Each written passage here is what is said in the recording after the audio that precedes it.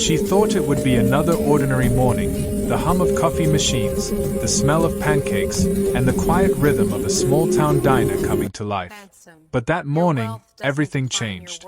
A wealthy businessman walked in, his tone dripping with arrogance, his words sharp enough to cut through the calm. He tossed a challenge that turned every head in the room. "I'll give you $100,000 if you can serve me," in Chinese. The room froze. Some laughed. Others watched, waiting to see how the young black waitress would react. To them, she was just another face behind the counter, someone easy to underestimate. But they didn't know her story, her struggle, or the extraordinary gift hidden behind her silence. What happened next would turn humiliation into awe and a single act of prejudice into a global lesson on dignity, resilience, and the quiet power of knowledge.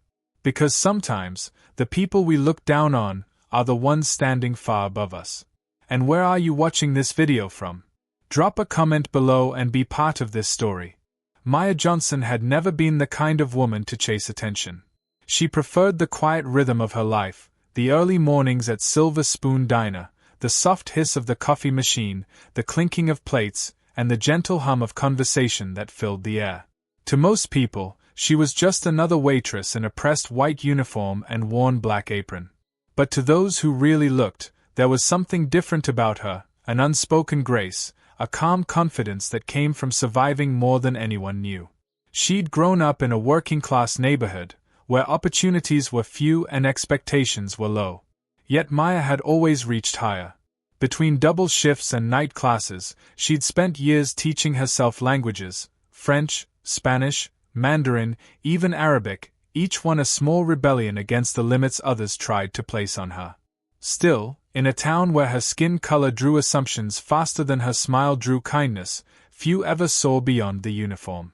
The diner had become her sanctuary, a place where she could serve with pride and hold her head high, no matter how people treated her. Most customers came and went without issue.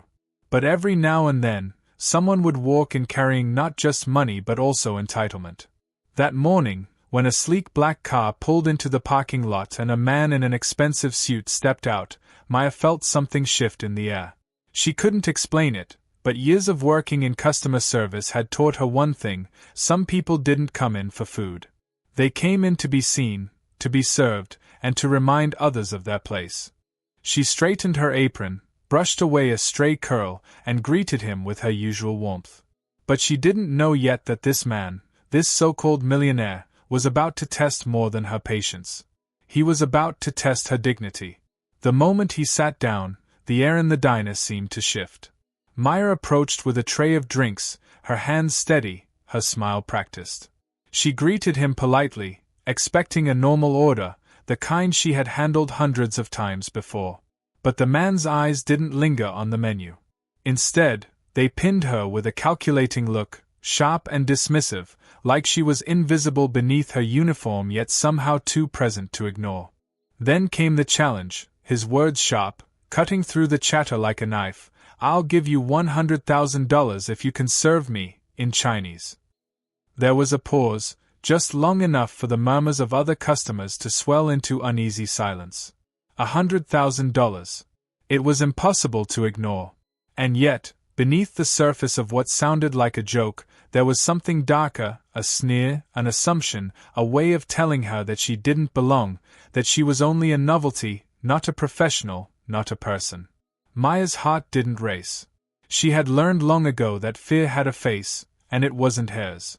She set the drinks down, her calm precise, her mind already calculating, weighing how much dignity was worth versus how much humiliation she could endure.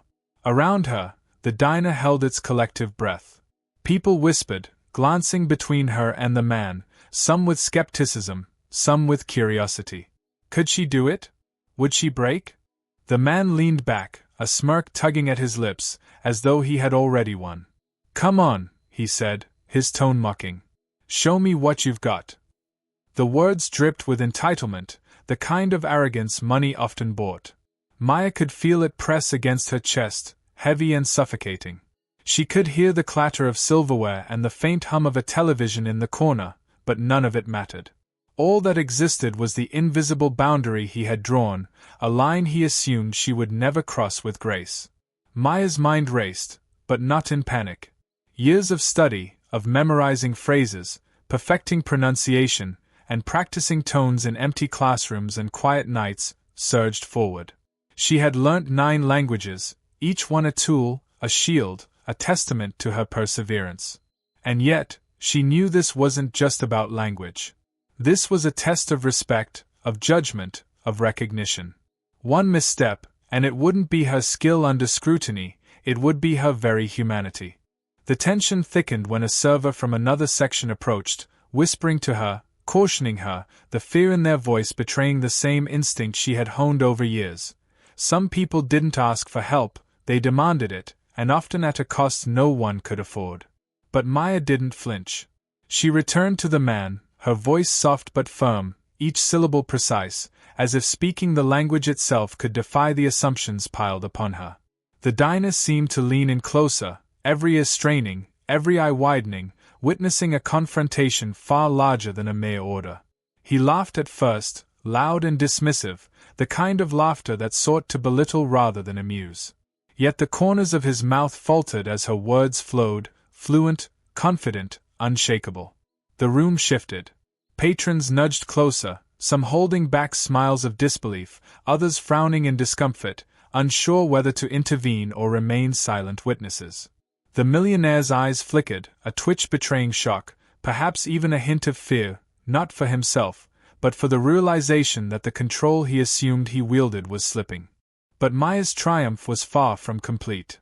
As she continued, serving not just with skill but with a quiet authority that silenced the room, a new challenge emerged, a question that tested her patience, her composure, and her courage in ways words alone could not.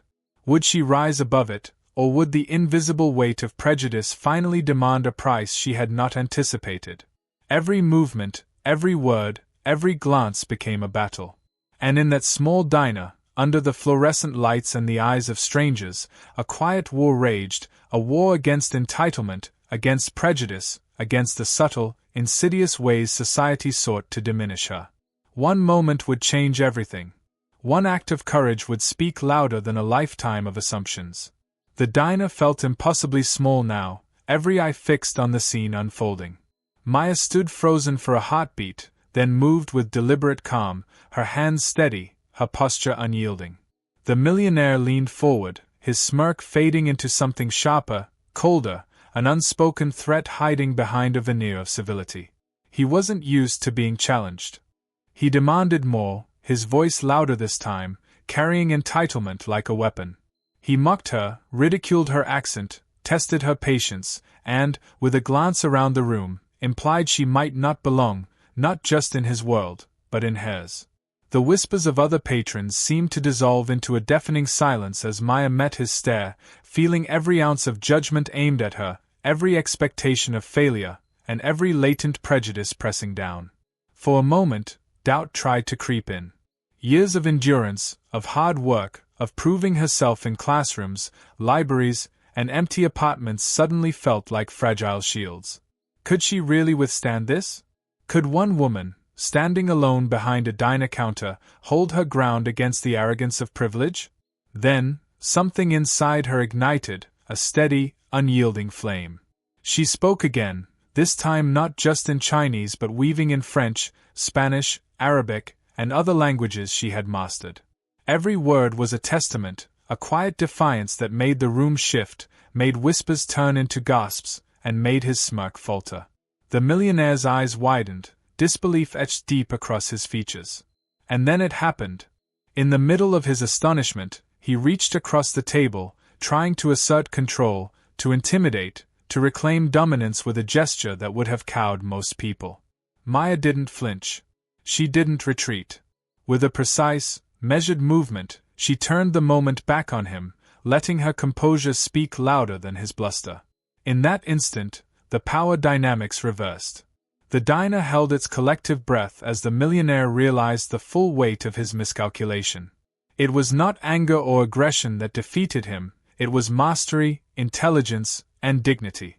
Every patron, every onlooker, could feel it, the quiet force of a woman refusing to be diminished, refusing to be defined by someone else's arrogance.